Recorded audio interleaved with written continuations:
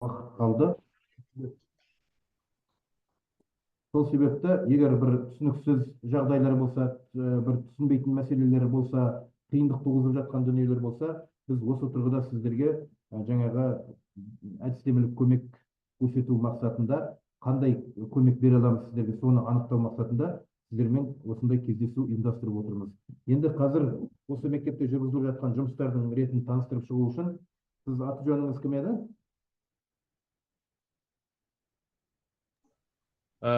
Еспол орта мектебінің директоры Олжағалиев Алибек Қалбайұлы. Сөз кезегі өзіңізде.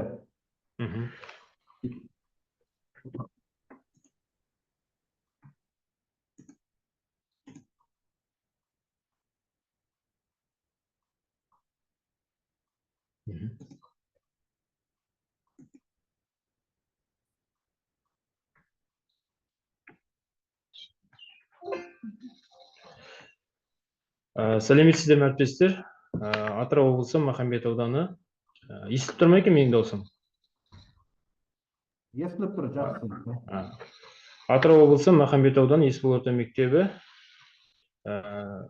дос болайық бағдарламасы бойынша жүргізген жұмыстармен таныстыруға рұқсат етіңіздер. Жалпы дос болайық бағдарламасы бойынша ең алғаш бірінші бізге мынау Қазақстан Республикасы оқу ағарту министрлігінің 52-ші бұйрығы келген 2024 жылы 1 наурыздағы. Сол бұйрыққа сәйкес, сол бұйрыққа сүйене отырып, дос болайық бағдарламасы сынақтан өткізу және буллингке қарсы команда құру туралы Еспол орта мектебінде арнайы бұйрық шығарылды. Бұл бұйрық негізінде мына жерде экранда сіздердің алдан көрініп тұр. Бұйрықта мынау Қазақстан Республикасы оқу ағарту министрлігі 2024 жылы 52-ші бұйрығы басшылыққа алынып, қауіпсіз білім беру ортасы қамтамасыз ету және буллинг фактілерін алдын алу үшін топ құрылды. Топтың құрамында 9 адам бар. Ең негізгі мақсаты бағанағы буллингтің алдын алу, оған қарсы тұру шараларын ұйымдастыру және қауіпсіз білім беру ортасын қамтамасыз ету. Енді осы жалпы негізі жұмыстарды ең бірінші бастамас бұрын біздер қай нәрсені де бірінші саралап ақылдасамыз, ұжыммен бірге отырып, ата-анамен. Ең бастысы біздер мынау алғаш рет балаларға сауалнама дайындадық. Ол сауалнама 11 сұрақтан тұрды. Бұл сауалнама мақсаты осы қауіпсіз ортаны қамтамасыз ету. Одан кейін балалардың сыныптарда қарым-қатынасы, одан кейін мынау болашақта қандай мамандық иесі болғысы келеді, немесе өз отбасындағы қалай бағалайсың деген сияқты мына жерде 11 сұрақ берілген. Сол 11 сұрақ көлемінде балаларға 5 пен 11 сыныптың араларында көбінесе осы сауалнама арқылы балалардың нақты үнін естуге тура келді. Осы сауалнама арқылы бізде мектепте арнайы мынандай диагностика шығарылды. Бұны мынау команда құрамындағы әріптестер осы сауалнаманы қорытындылай келе, жалпы осы оқушылардың үнін естідік. Бұл жерде біріншіден қауіпсіз ортаны қалыптастыру, одан кейін оқушылардың бос уақытын тиімді ұйымдастыру, одан кейін мынау оқушылардың қажеттілігіне қарай қандай сұраныс оқушы сұрап отыр, соның барлығын қамтамасыз етуге жағдай жасау. Мынау алдарыңызда тұрған диагностика сол оқушылардың жасалған сауалнаманың қорытындысы. Енді мұны жалпы осы дос болайық бағдарламасы бойынша біріншіден педагог қызметкерлерге таныстырылып өтті. Оның мақсаты, міндеттері, одан кейін мынау бағанағы жүргізілген сауалнаманың қорытындысы, одан кейін мынау ата-аналарды арнайы жиын өтті. Ол кезде де дос болайық бағдарламасының мақсат, міндеттері түсіндіріліп, жалпы бұл жұмыстардың барлығы балаға қарай бағытталатындығы ескертілді. Енді осы жұмыстардың түсінік жұмыстарынан кейін бізде осы сауалнаманың қорытындысын саралай келе, бізде мектептің үлкен миссиясы анықталды. Бұл жеке тұлғаның үйлесімді дамуына қажетті ұлттық құндылық негіздегі инновациялық, интеллектуалды және қауіпсіз орта қалыптастыру арқылы жаңа білім беру ортасын құру. Бұны біз арнайы мектептің дәлізінде іліп қойдық. Бұны келген ата-ана, оқушы, мұғалім көз алдында көріп отыратын болады. Енді осы сауалнама нәтижесі бойынша бұл жерде біріншіден қолайлы орта қалыптастыру. Ол үшін қандай жұмыстар жүргізіледі? Біріншіден бағанағы мектептің қауіпсіздігін қамтамасыз ету. Бұл жерде бағанағы камералармен қамту. Бұрын мектепте 10-ақ камера болатын болса, қазіргі таңда 32 камерамен толығып, мектепте 42 камера жұмыс жасайтын болды. Ол мектептің сыртқы ауласы, ішкі ауласы, барлық кабинеттерде орнатылған. Соның ішінде соңғы модельдегі цифровой, кәдімгі жазылатын, дауыс естілетін камералармен жабдықталды. Одан кейін осы негізінде мысалға балаларды бос уақытын тиімді ұйымдастыру мақсатында неше түрлі үйірмелерді балалардың қажеттілігіне қарай әкелдік. Енді бұл жерде балалардың бос уақытын тиімді ұйымдастыруымыз керек қой. Сол мақсатта мына жерде шахмат, футбол, баскетбол, үстел теннисі, грек-рим күресі, дебат, айбын патриоттық үйірмесі, жас қаламгер, өлкетану, жасыл желек деген үйірмелер жұмысын бастады. Енді бұл мәселелерде де кейбір жағдайларда бұл жерде кадр мәселесі қиындау болды. Осы мәселелердің барлығын шешіп, қазіргі таңда бұл жұмыстар жүйелі жұмыс жүргізіп келеді. Енді бұл жердегі осы мынау оқушылармен жүргізілген жұмыстардың көрінісі. Әрине біз енді балалардың бос уақытын тиімді ұйымдастыру үшін тек қана түстен кейінгі уақыт емес, үзіліс уақыттарында 15 минуттық үзілістерде балалар тоғызқұмалақ немесе шахмат үйірмесі, немесе спорттық құрал жабдықтар, теннис, соларды үзілістерде өте кеңінен пайдаланады. Ал түстен кейінгі уақытта кітап оқу, шахмат ойнау, немесе күрес ұйымдастыру деген сияқты үйірмелерде өте жетік қатынасып жүр деп айта аламыз. Енді бізде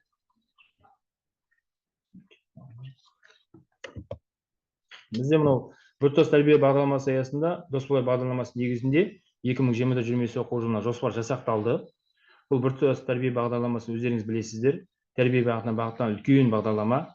Осы бағдарламаның ішіне біздер, мынаның ішіне енді сіздер мынау экранда көрініп тұр, арнайы мынау бір жылға жасалған жоспар. Сол жоспардың ішіне мынау Досболай бағдарламасының тәрбие шараларын әрбір сыныпқа арнайы мынандай үлкен өзіміздің жеке әрбір сыныпқа жасақталып берілді.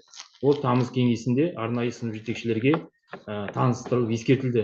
Бұл жұмыс қазір 1 мен 11 сынып бойынша, яғни біртұтас тәрбие бағдарламасының аясында бірге мынау тақырыптар көлемінде жүргізіліп келеді. Мысалға мына сіздерге экранда көрініп тұр. Мына жерде мейірімді сөз ашуды жеңеді деген, мына жерде Меңдіғалиева Гүлбира апайымыздың 4-ші сыныпқа арналған Досболай жобасы аясындағы тәрбие шарасы. Одан кейін оның астында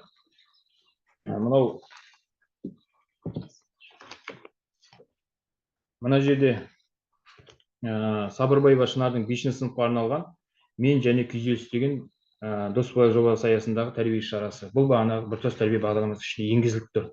Бұлардың барлығы әрбір сынып бойынша осы жоспардың ішіне енгізілген. Бұл жұмыстар жүйелі ай сайын өзінің жұмысын жүргізіп келеді. Енді мынау жалпы мектептегі оқушылардың жалпы диагностикалық жүргізу мақсатында психология тараптан жұмыстар жүргізілген. Осыған сәйкес мына жерде арнайы көріп отырғандарыңыздай сауалнамаларды өңдеудің жоспары жасақталды психологтың. Соның ішінде мына жерде 5 пен 10 сыныптың аралығындағы жасалған сауалнамаларды өңдеудің жоспары. Мына жерде диагностиканы жүргізу кестесі көрсетілген. Енді 2024-2025 оқу жылы бойынша бұл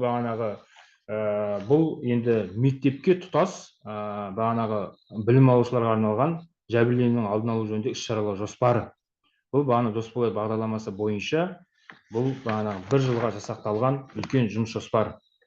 Яғни бұл айтып отқан біртұтас тәрбие бағдарламасы ішіне енгізген жоспардан бөлек, арнайы бөлек жоспар. Осы жоспар бойынша да мектепте өз уақытылы жүйелі жоспары жасақталып келеді.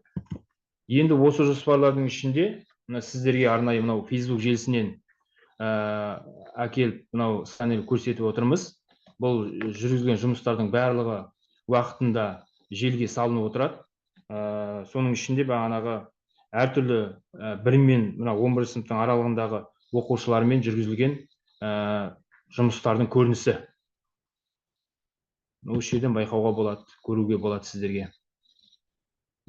Әртүрлі бағытта жүргізілген жұмыстардың көрінісі бұл оқушыларға. Зорлық-зомбылыққа байланысты, мейірімділікке байланысты.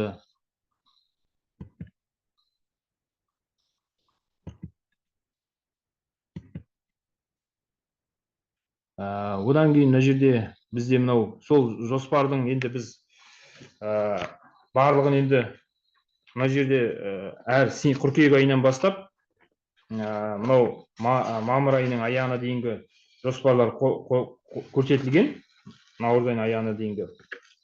Енді бұлардың барлығын атап өтпей ақ қояйын, сіздердің алдарыңызда слайдта көрсетілген. Сол жоспарлар күні бүгінге дейін өзіндік жемісін беріп келе жатыр деп айта аламыз. Оның куәсі міне сіздердің алдарыңызда тұр жұмысы. Одан кейін мынау буллингке қарсы команданың 2020 оқу жылының жұмыс жоспары.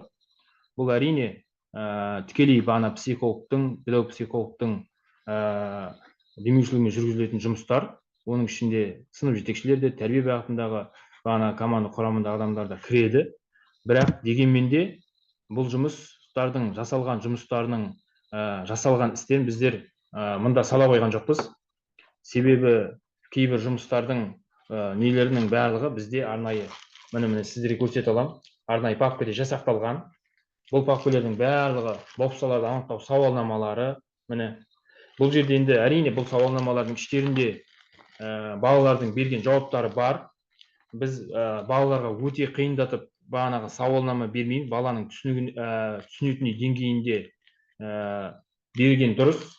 Осы сауалнамалар арқылы балалардың түрлі бағыттағы жағдаяттары анықталды.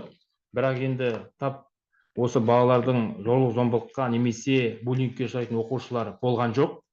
Дегенмен де бағана сыныптардың арасында, балалардың достарының арасындағы бір-бірін кемсітушілік, немесе бағана бір-бірінен бағана келіспей қалуы, бір-бірінің мазақтауы, сондай сияқты мәселелер болған. Осы мәселелерге байланысты сынып жетекші тарапынан, психолог тарапынан түсінік жұмыстары жүргізіліп, олардың алдын алу жұмыстары, яғни жүйелі жүргізіліп келеді. Бағана сіздерге көрсетіп отырған сол жұмыстардың жиынтығы.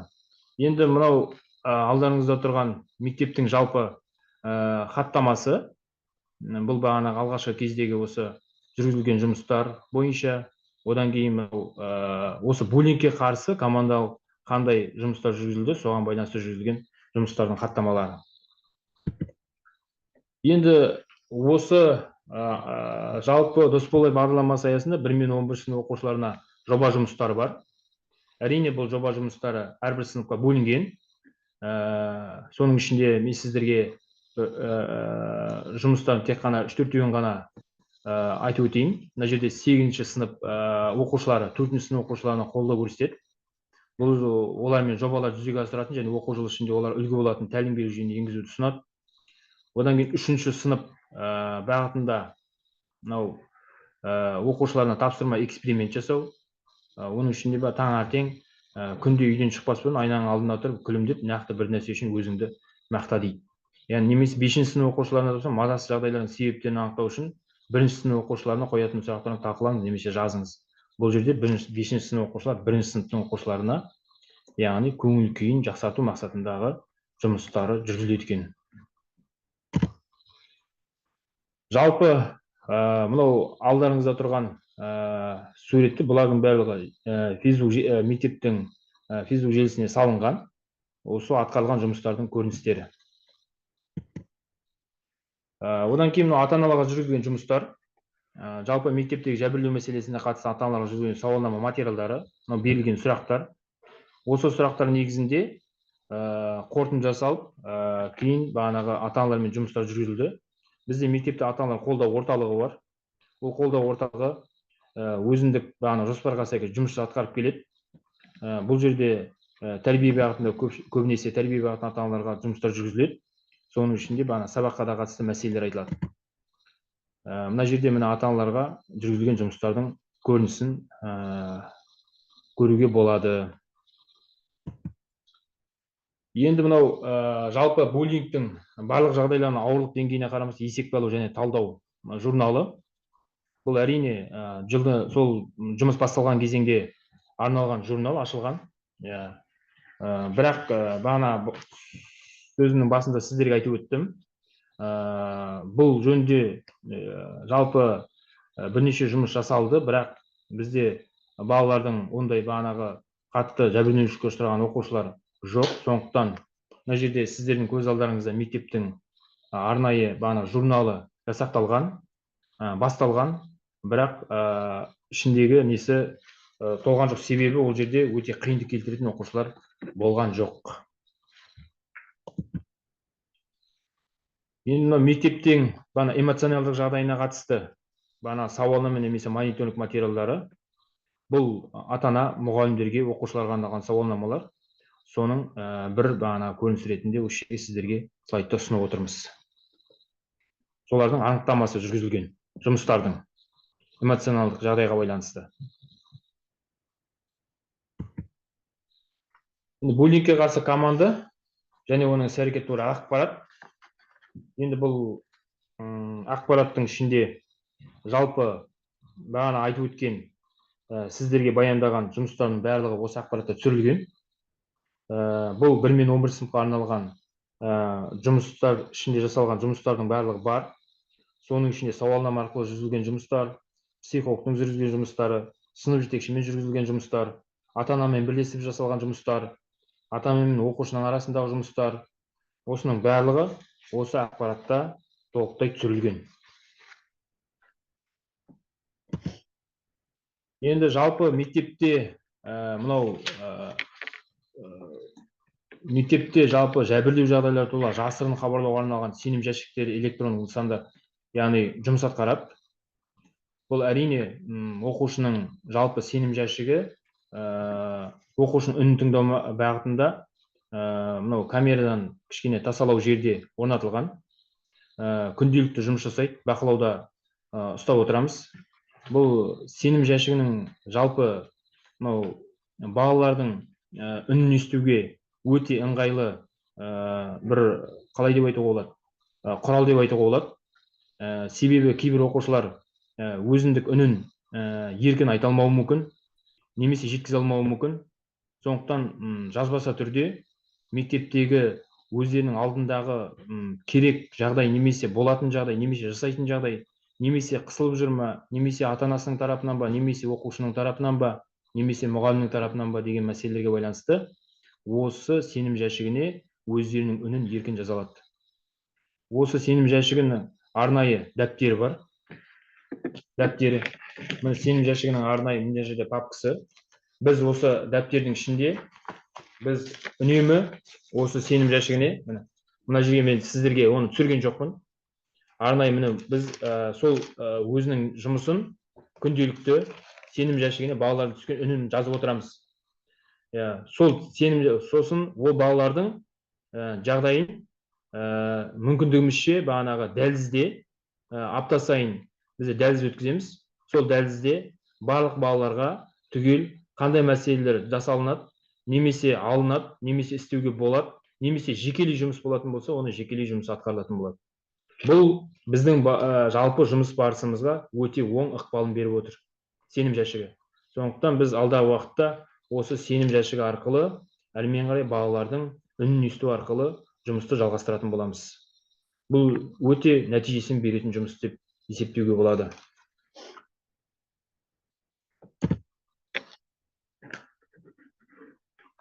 Жалпы Досболай бағдарламасы аясында жалпы Есбол орта мектебінде жүргізілген жұмыстардың сіздерге таныстырып өттім.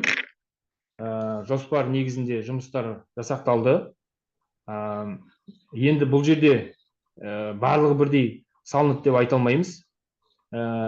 Тек қана біздер сіздерге тек таныстыру мақсатында жүргізілген жұмыстардың тек қана бірсыпыра жұмыстарын көрсете білдік. Егер сіздерге өздеріңізге қажет деп осы жұмыстардың барлығын түгел сал десеңіздер, біз сіздердің электронды почталарыңызға жасалған жұмыстың барлығын түгел салуға дайынбыз. Жақсы, тыңдағандарыңызға рахмет. Жақсы, сіздің енді аты жөніңізді ұмытып қалдым. Олжағалиев Алибек Қалбайұлы. Қалай? Әлібек Қалбайұлы. Әлібек мырза, енді сіздің мына неңізді тыңдай отырып, сізге көп рахмет айтамыз. Енді маған сондай ой келіп отыр. Егер бір мектепті үлгі қылатын болсақ, осы сіздің мектебіңізді үлгі қылатын шығармыз. Мүмкін бір осы тәжірибемен бөлісу мақсатында бір жұмыстар ұйымдастыратын болсақ, сіздерге осы тәжірибелеріңізді бөліссеңіздер деп өтініш айтатын шығармыз. Өйткені осы бізге қажет ақпараттың барлығы жасалып жатқанына көзімізді жеткізіп отырсыз. Енді бір-екі сұрақ қойғым келіп отыр. Мына оқушылармен, сынып жетекшілерінің жүргізіп жатқан жұмыстарын жаңа айтып өттіңіз. Мына тәлімгерлік туралы да өте жақсы айтып өттіңіз. Осы жаңағы біз мына 7-ші қосымша, осы негізгі жұмыс сол 7-ші қосымша ғой. Сынып жетекшілері бір тоқсанда бір рет жаңағы тәрбие сағатын өткізу керек. Осы біздің институттың қызметкерлері дайындап берген, енді разработка дейміз ғой, әзірлеме, сабақ жоспары. Сынып жетекшілердің көңілінен шығып жатыр ма? Бұл сіздің айтып отқаныңыз мәселе бойынша біз тамыз кеңесінде педагогикалық кеңес өткізгенбіз ғой. Сол тамыз кеңесіндегі педагогикалық біртұтас тәрбие бағдарламасы аясында сіздің бағана айтып отырған 7-ші қосымшаға сәйкес тәрбие шараларды сол тәрбиенің ішіне енгізіп қойдық. 1 мен 11 сынып бойынша. Соны сынып жетекшілер қазіргі таңда жүргізіп келеді. Өте жақсы. Жалпы ол бағытындағы керағар пікір жоқ. Балалардың жалпы бағдарлама аясындағы жүргізілетін жұмысқа оң нәтижесін беріп отыр. Енді мысалы біздер ол әзірлемелерді дайындадық. Біз қанша дегенмен енді мектептің жағдайын білмейміз деп айта алмаймыз. Енді білеміз ғой, бірақ нақты практик емеспіз ғой. Сол себепті егер сол жұмыстарды жүргізу барысында бір кереғарлықтар болса, бір енді ақылға қонымсыздау тұстары болса, ол мәселелерді айтсаңыздар, біздер алдағы уақытта ол жұмыстарды жетілдірер едік. Енді сізге бір айта кететін дүние, мына сауалнама алынды. Енді осы жердегі сұрақтарға бір назар аударсаңыз. Сол сұрақтар, 11 сұрақ бердіңіз ғой жаңа. Сол сұрақтар шынымен жәбірлеу мәселесін анықтауға мүмкіндік бере ме, жоқ па? Осы сұрақтарды бір көріп шықсаңыз деген менде енді өтініш дейміз бе, қалай? Бұл жерде бұл сұрақтар әрине 11 сұрақтың ішінде бізде біздің ойымызша біз былай ойладық. Әріптестер болып ақылдаса келе, біз балаларға бірден жәбірленудің сұрақтарын бірден барлығын соның төңірегінде қою міндетті емес деп ойлаймын. Себебі біз мектептің барлық жағдайын ашу үшін, егер де біз бағанағы тек қана бір жақ бағытпен ғана, бір қырыммен ғана жүретін болсақ, онда ашылмай қалу мүмкін. Сондықтан біздер бұл жерде, мысалы мына жердегі бірінші сұрақта өз мектебімнің қауіпсіз сезесің бе деген сұрақ қойып отырмыз. Міне осы мәселеге байланысты оқушылардың үні шықты бізде.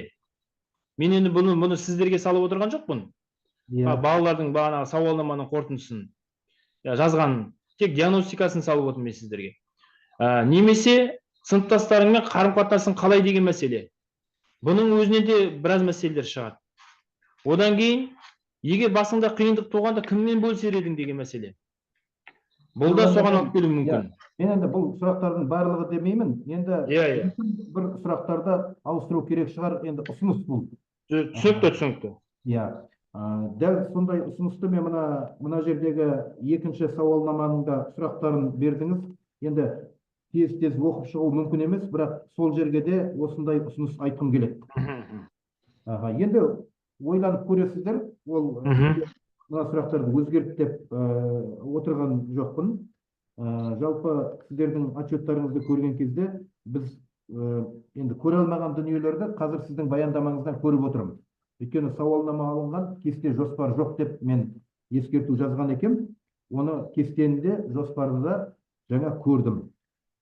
Бұйрық шыққаны отчетта жазылған, бірақ бұйрықтың өзі жоқ деп ескерту жазыппын, бірақ оны да көрдім.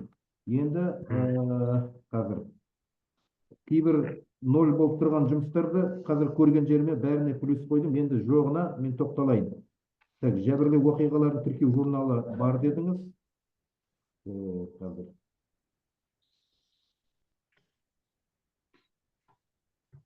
мына дүниені көре алған жоқпын. Мүмкін бар шығар. Мына жәбірлеу мәселесі анықталған жағдайда буллингке қарсы команда өз міндетін орындауы, сол команда мүшелерінің іс-қимыл алгоритмдері, яғни психолог немен айналысады. Егер буллинг бола қалған жағдайда психолог не істейді? Директор не істейді? Сынып жетекші не істейді?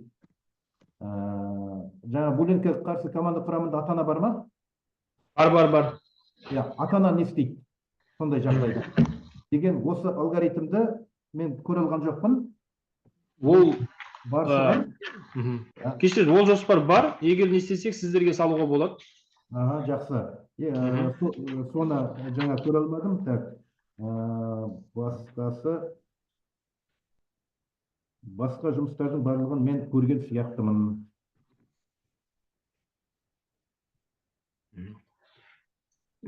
Буллинг туралы.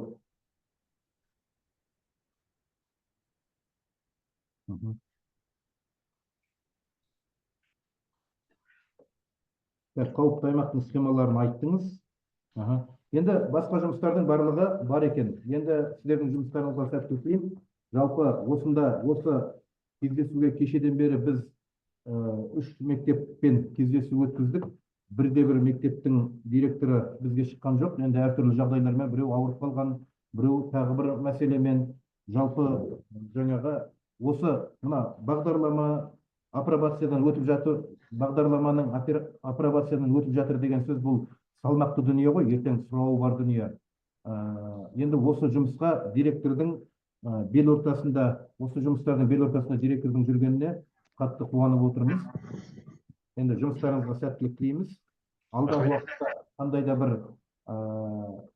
түсініксіз мәселелер немесе бір сұрақтар туындап жатса, біз кез келген уақытта кері байланыс беруге, әдістеме отыруға, көмек ұйымдастыруға дайынбыз. Рахмет. Басында айттым, егер біз осындай бір вебинарлар ұйымдастырып, бір мектепті үлгі қылып, бір мектептің жұмысымен, тәжірибесімен бөлісу керек болса,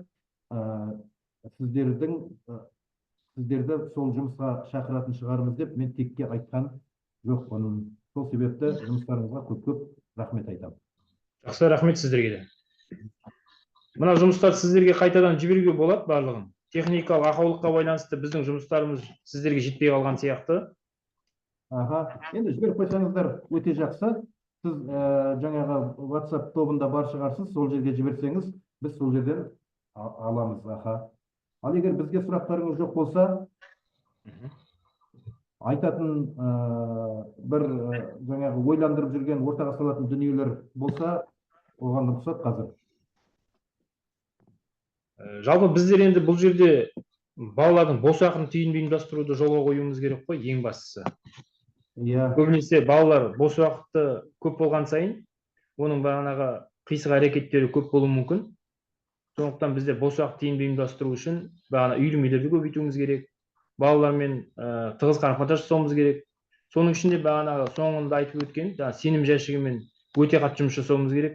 Сол сенім жәшігі арқылы бұл жерде тек қана бір балалардың белгілі бір несі емес, ол барлық жағдай қамтылады. Мектептің сырты, ішкі жағдайы, киім мәселесі, тамақ мәселесі, немесе бағанағы педагогтардың арасында қарым-қатынас, оқушының арасында қарым-қатынас, немесе сабақ мәселесі, тәрбие мәселесі, оның бәрі толықтай қаралады. Сондықтан бұл осы не арқылы біздер көп нәрсені түзетуге, бағанағы жұмысын атқаруға болады. Өте жақсы. Сосын тағы бір айта кететін нәрсе, жаңағы сауалнама қорытындысы бойынша шығарылған не шығарыпсыздар ғой, солда маған өте қатты ұнады сауалнаманың нәтижесі. Енді жылдың соңында тағы да осындай сауалнама, осындай мониторинг жүргізу барысында өзгерістер нақтыланады ғой. яғни сол кезде жұмыстың нәтижесі көрінеді. Жалпы осы дос болайық бағдарламасын жүргізу барысында бір өздеріңіздің мынау дұрыс екен, мына жұмысты жүргізу арқылы бір оң нәтиже көрінді дейтін дүниелер бар ма? Енді бұл жалпы енді осы тәрбиелік шаралардың арқасында бағанағы біз кейде кішкентай нәрсеге мән бермей жатамыз ғой, бағана сыныптың арасында бір-бірімен балалардың бір-бірімен ренжуі, немесе келемештеуі, немесе атын қатайтуы деген сияқты нәрселер бар. Бір сыныпта болмашы нәрселер. Сол болмашы нәрселер көбейіп ертең үлкен болып бағанағы зиян келтіруі мүмкін. Міне осы жағдайлардың алдын алу үшін бағана сынып жетекшілердің осы дос болайық бағдарламасы аясындағы жүргізілген бағана тәрбиелік шаралардың әсерінен, психологтың зерттеуінен, әсіресе бағана психологиялық осы сауалнамалар арқылы балалардың бағанағы жағдайлары анықталып, солар түзету жұмыстарына қарай оң нәтижесін беріп жатыр. Сұхбаттасу арқылы да жүргізілуге болады жұмыстар. Балалармен психологтың арнайы сұхбаттасу журналы бар. Міне әрбір оқушымен сұхбаттасу арқылы мәселелерді бағана шешу жолына қарай жұмыстанады. Жақсы, көп рахмет. Ал егер басқа айтатын сұрақ болмаса, айтатын ой пікірлеріңіз болмаса, онда кездесуімізді аяқтаймыз ба? Жақсы, рахмет сіздерге. Команда мүшелерінің, бүгін қатысқан команда мүшелерінің аты жөнін жазып жіберсеңіз бізге. Жіберейін? Группаға. Жазып жібере қоямын. Хаттама толтырамыз. Егер ұсыныстарыңыз болса, осындай бізге бір не керек деген. Қатысып отыр. Команда мүшелері қатысып отыр. Тағы да бар, айналасында отырғандар. Қазір қосымша сіздерге салып жібере қоямын, аты жөнін жазып. Жақсы, сау болыңыздар. Жақсы, рахмет.